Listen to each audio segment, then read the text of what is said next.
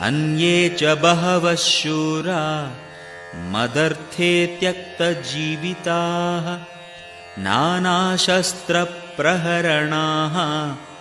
Survey యుద్ధ విశారదాః.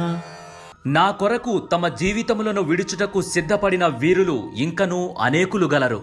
వారందరును వివిధ శస్త్రాస్త్రములను దాల్చినవారు, యుద్ధ నైపుణ్యమును కలిగిన వారును అయి ఉండిరి.